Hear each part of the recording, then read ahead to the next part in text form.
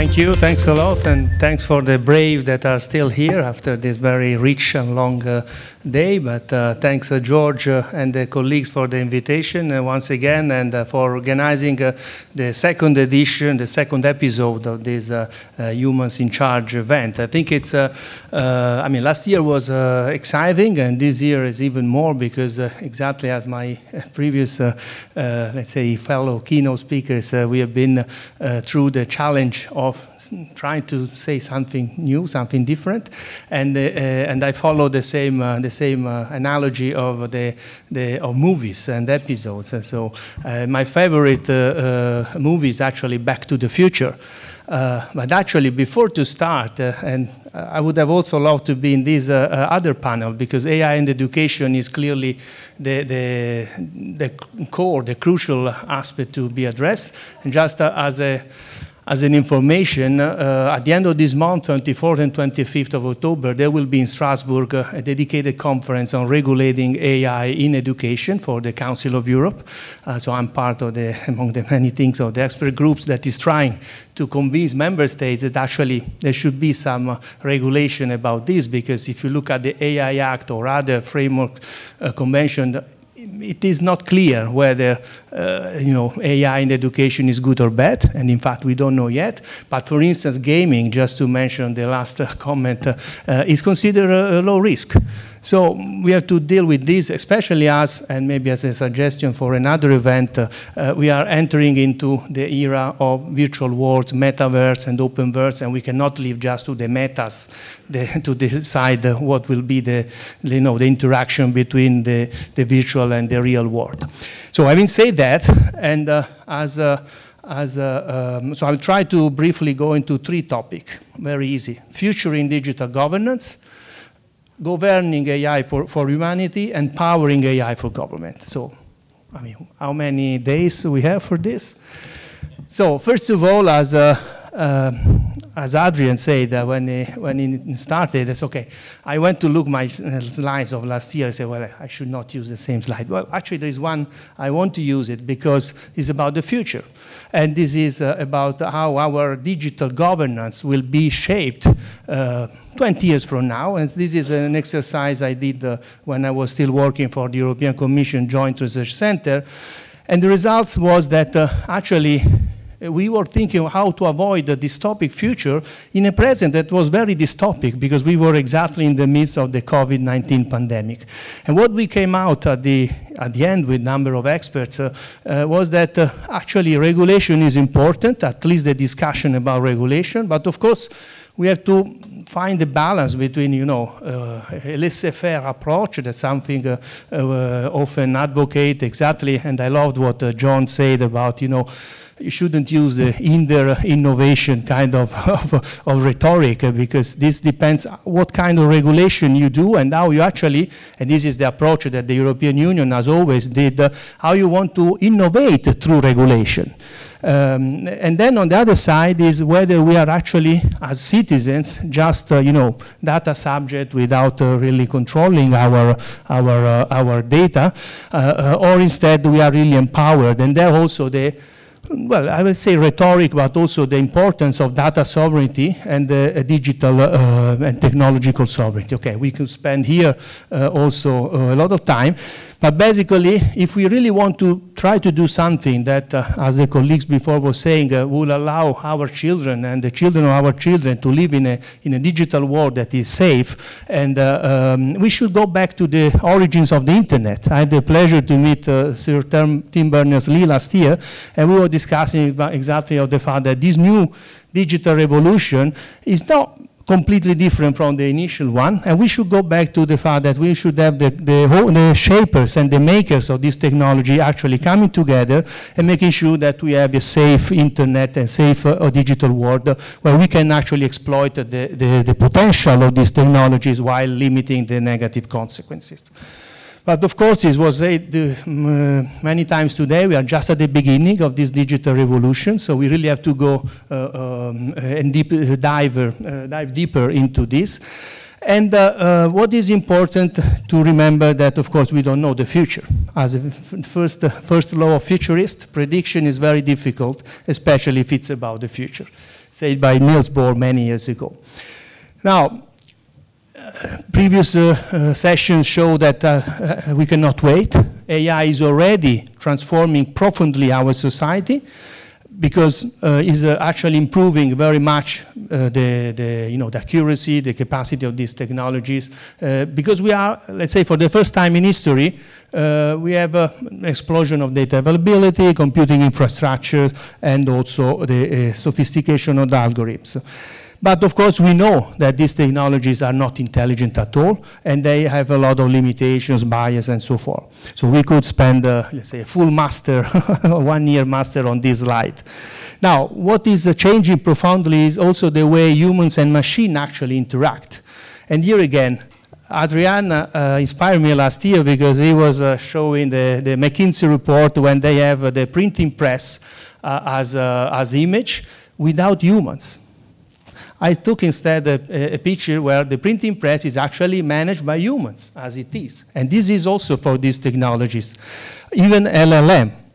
Now, maybe I already, you know the story about the mechanical Turk that back in 1786 was brought as a present to, not far from here, to Marie Antoinette, Princess of Austria. And then they found out there was someone inside that was managing the levers and actually was not such an intelligent machine. So this is also what we should how we should look at these technologies and how humans and machine interact. But of course, with all the challenges that we have seen, especially for vast majority of our society that is not ready to embrace the complexity of these technologies. Now, if we look at, again, science fiction, we should ask our questions, a question whether we are going too fast, and basically if we are moving from a time when humans were coding algorithms and take the responsibility for the quality and the correctness of the results, to a time when actually the machine are automatically learn and predicting the future. And this was not different from what Isaac Asimov was anticipating in 1915 in the first book on the iRobot. He wrote on this series. It was the same here that Alan Turing actually asked the famous question of the Turing test, no? Whether machines can actually think. So, are we going too fast? How can we govern AI for humanity? Well, I don't think we have the answer here, but maybe they have in New York.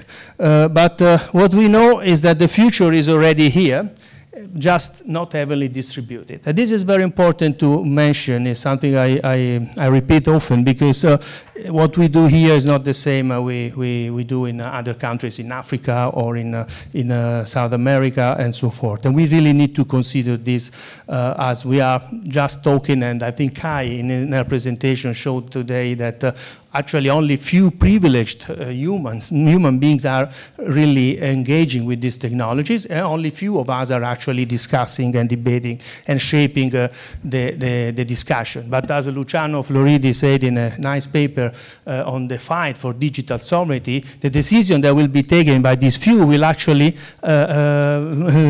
affect everybody in the world.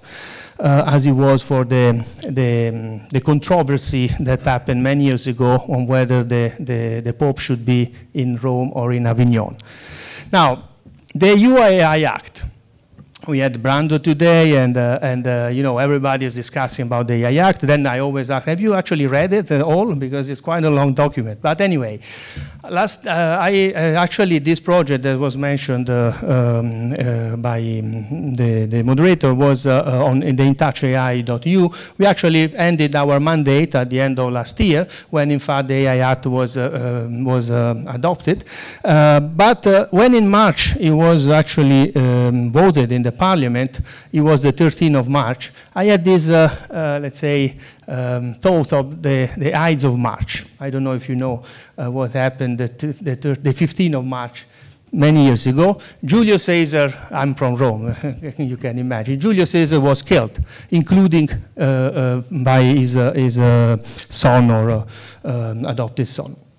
Now, what happened a few days before the AI Act was agreed, the text of the AI Act? Actually, France, Germany, and also Italy, we never understood why, they actually wrote a letter to the Commission saying, well, this is too much. We have to regulate less. I don't know, maybe lobby, maybe other reasons. So, in any case, someone could imagine that actually the Idle March, so the killing of the AI Act was actually happening, especially because the famous article on how we define or not define generative AI has been basically not implemented, and is left to someone else to decide about that. Exactly because the argument that some of the big industry are putting on the table, that this should be very precise definition, but clearly this is not possible.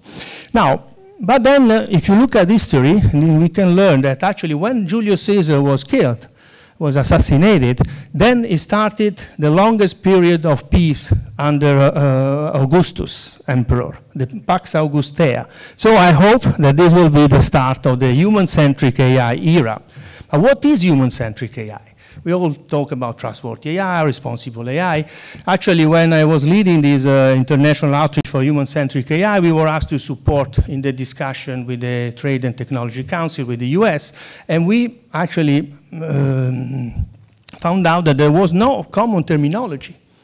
And so one thing that my colleague Gru Hasselbalch in particular has been working on was to set up with colleagues from the US a list of 65 terms, including human-centric AI, that now has been agreed and then somehow will hopefully make closer the discussion between at least the two sides of the Atlantic. Now, human-centric digital future is also what the Secretary General of the UN, Antonio Guterres, is advocating for. 2 years ago, he mentioned this in the, and anticipating the Summit of the Future that took place 2 weeks ago. Now, in the meantime, exactly because of the explosion of the generative AI and the risk associated to it, the G7 Hiroshima process started. So all seven, let's say, leader countries in the world agreed on the need to have some framework conditions. And finally, we had the Global Digital Compact last 2 weeks ago, including, in fact, a specific focus on enhancing international governance of AI for the benefit of humanity. And the report on governing AI for humanity that some of the, the UN advisory body prepared. Well, is this yet another global failure by design? I was in a conference last week in South Africa, and of course all the UN colleagues, they were all advocating, now we have the Global Digital Compact, we will do this and that. And then someone, a good friend of mine, a futurist by the way, he said like the kid watching to the prince that he was naked. They said, well, but is this going to work? Or we are repeating the mistakes we have done with the Millennium Development Goals, with the Sustainable Development Goals and the 2030 Agenda. So can we perhaps be serious about this? Otherwise, it's too late. So what shall we do then? Clearly, who is discussing in this forum is always the same, supposed to be expert delegated by governments, or sometimes advised by some big tech guys. Now, most of these people, they don't know what they're talking about. Let's be clear. So clearly we all know the powers of AI in government. Tomorrow in the workshop we will discuss that this can increase tremendously our data-driven policy making. We can enhance our internal management. We can improve public services. But on the other side, we have a lot of threats. Actually, these systems are just replicating the bias and the discriminations that we have in our society. And also, we don't understand how they work. Because exactly, the engineer, they do in a way that is not really clear, not transparent, and we use data that are not very little quality, and so forth. So are we ready for the future? Today we had, quite a dark view of the future, but also some hope. Clearly, we need to go back to basics. When it comes to public sector innovation, we really have to aim at innovating. It's not just, yeah, I want to innovate without any change. No, if you want to innovate using this technology, you have to be ready to handle the disruption that this technology brings with it. And so we have to look at this from a complexity perspective. And then, I mean, I use this not because, you know, we in the European Union, you know, we look at UK like a girlfriend that left us. So, but we still would like to see her better. But so it's only because we only have. Yeah, it's true. It's, but in the reality, there are very little data, very few evidence of you know, the capacity of governments across the world to use AI. And the British, again, we can say a lot of things about the British, but they are very, very self-reflective. And so basically, so they're critical about also themselves. So they made a survey this year, early this year, and 70% of civil servants actually acknowledge that skills is the biggest barriers to embrace AI in the public sector. I mean, tomorrow we have also a few other data that are even more scary than that. But so that's why, and with this, as I see my time is ending, that I was just to raise what we have done as a pilot project co-funded by the EU, that is this AI for Gov Master, where we actually developed you know, a multidisciplinary approach. So where we have, for instance, the Department of Design from the Politecnico di Milano, the Department of AI from Universidad Politecnica di Madrid, and we trained a first group of 120 students. We have one here in the audience. So, and they actually are all executives. Some of them now is in the AI office, for example. But what we say, okay, we don't know what we are going to do. We really started as a pilot program, and we said, well, we are going to do something where we bridge disciplines, we bridge sectors, and we create what we call functional specialists on AI for public services. And someone mentioned, I think it was Olivia, the importance of Canvas. And we created this AI for Gov Canvas with different personas, like the techno steward or the policy sentinel. So it's that we need to really have the understanding of the use of the technology, but also the legal and ethical implication, and actually work across the board. This is what policymakers often don't have. Oh, I'm a lawyer, I'm an economist, I'm an engineer, so they don't really understand and talk the same language of others. I mean, we were recognized last week in the UN e-government survey 2024 as an example, as a best practice, as in many others. But the reason I'm saying this is because we are going global. So we are now just partnering with UNESCO, where we have, I mean, that is using our approach to develop a broader program that we call the Digital Governance and AI Compass for Policymakers. So this is a huge endeavor that not only few people can do, and so that's why we also asked for more money to the European Commission, and we got a big grant now because to conclude, I think we need to accelerate the development and the adoption of AI and digital transformation in the public sector. And this is my future and let's say endeavor, that is AI for Gov Accelerate, AI for GovX, where we have put together 44 plus 41 partners across Europe and beyond to really try to support policymakers and governments across Europe and the world in this very complex challenge. And we are not alone. As you may know, the United Nations University is also setting up a new institute on AI and big data in Bologna, in my country. But I think that this kind of debate that we are having today should be really democratized and brought to the fora, like the World Summit of Information Society that next year is getting to the plus 20 edition, and we should avoid it will be just another failure. So thanks a lot, and I'm here around for a question. But I think this community, as Giorgio said, we should help ensuring that AI will augment our human and institutional capacity and those of government. And we can do that only if designed and mastered human-centric. Thank you.